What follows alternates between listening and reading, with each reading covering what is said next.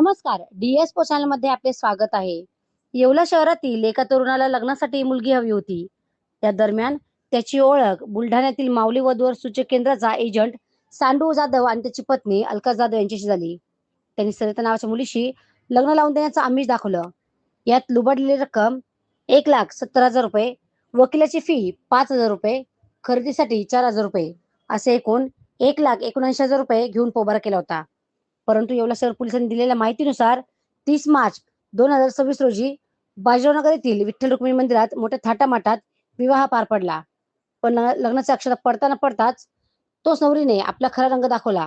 माझे ते कोणीही नाही, मी जीवाचे बरे वाईट करून घेईल अशी धमकी देत ती नवरी एजंटच्या घरी पळून गेली आणि नांद्यास स्पष्ट नकार दिला. फसवणूक झाल्याचं लक्षात येताच पीडित तरुणाने येवला शहर पोलीस ठाणे गाठले. नाशिक ग्रामीणचे पोलीस अधीक्षक बाळासाहेब पाटील आणि अप्पर पोलीस अधीक्षक तेगबीर सिंह संधू व उपविभागीय पोलीस अधिकारी बाजीराव महाजन यांच्या मार्गदर्शनाखाली पोलीस निरीक्षक योगेश गोरपडे यांच्या पथकाने चक्री फिरवली आणि बाजीराव नगर परिसरात सापळा रचून 6 जणांना बेड्या ठोकल्या. अटक करण्यात आलेले आरोपी: सांडू यशवंत जाधव, मुख्य एजंट बुलढाणा; अलका सांडू जाधव, बुलढाणा; सरिता सुखदेव पवार, लुटारू नवरी हिंगोली; प्रवीण गणपत जवे, रिक्षा चालक नाशिक; शशिकला भारत शिंदे, नाशिक; कृष्णा बस्ती जयस्वाल, नागपूर. या सर्व आरोपींना न्यायालयाने 15 एप्रिलपर्यंत पोलीस कोठडी सुनावली आहे. या टोळीने आतापर्यंत महाराष्ट्रात अजून किती तरुणांना अशाच प्रकारे लुटलंय याचा तपास सहाय्यक पोलीस निरीक्षक सागर कोते करत आहे.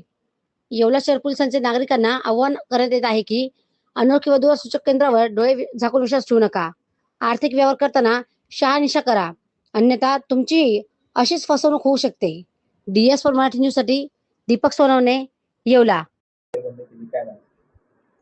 दिनांक 29/3/2026 रोजी आपल्या येवला परिसरातील पारेगाव या ठिकाणी राहणारे सांडू जाधव यांचं माऊली वधूवर सूचक केंद्र आहे. त्या केंद्राच्या माध्यमातून ते ज्या मुलांना मुली मिळत नाही किंवा त्यांच्या लग्नाच्या अडचणी आहेत त्यांना मुली दाखवून त्यांचे पैसे घेऊन लग्न लावण्याचे त्यांचे व्यवसाय होता. त्याच्यासाठी ते ₹3,100 हे मुली दाखवण्यासाठी घ्यायचे.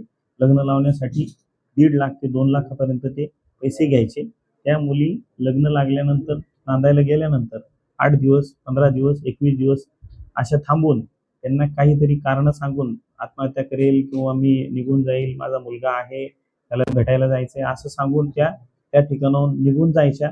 आणि नंतर यांनी परत यांचे पैसे मागितल्यानंतर त्यांचे जे मुलीचे घरचे लोक आहेत ते न्यायालयाच्या माध्यमातून त्यांच्यावर पोटगीचे दावे दाखल करायचे.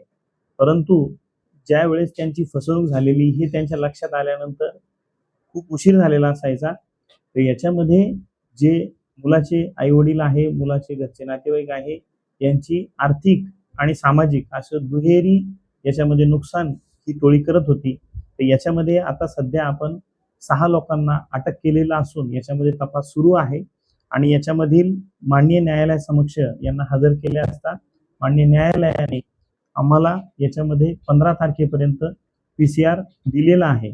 तर या कारवाईमध्ये आम्हाला मार्गदर्शन माननीय घोरपडे सर, तसेच आमचे वरिष्ठ ॲडिशनल SP मालेगाव, तसेच आमचे SDPO मनमाड यांनी मार्गदर्शन केलेलं आहे. तसेच आम्हाला परिसरातील काही पत्रकार मंडळी यांनी सहकार्य करून ही माहिती आमच्यापर्यंत पोहोचवली आणि त्यातून ही कारवाई योग्य रीतीने आणि पुढील काही जे तरुण मंडळी आहे किंवा त्यांचे नातेवाईक आहे यांची फसवणूक टळलेली आहे. तरी आम्ही येवला शहर पोलीस स्टेशन परिसरातील नागरिकांना आव्हान करतो की कोणीही अशा भूलथापांना बळी पडून पैसे देऊन लग्न करणे हे टोळींच्या बळी पडू नये आणि कोणाला अशा पद्धतीने कोणी फसवणूक करत असेल तर त्यांनी तत्काळ आमच्याकडे संपर्क साधून त्यांना कारवाई करण्यासाठी आम्हाला मदत करावी.